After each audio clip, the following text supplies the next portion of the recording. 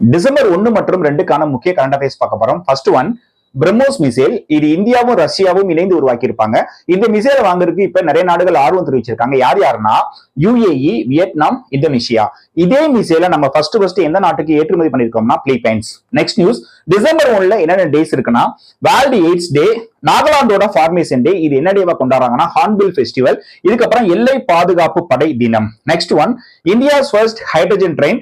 இது கூடிய சீக்கிரம் பாத்தீங்கன்னா லான்ச் பண்ண போறாங்க. எந்த ஸ்டேட்லனா ஹரியானால.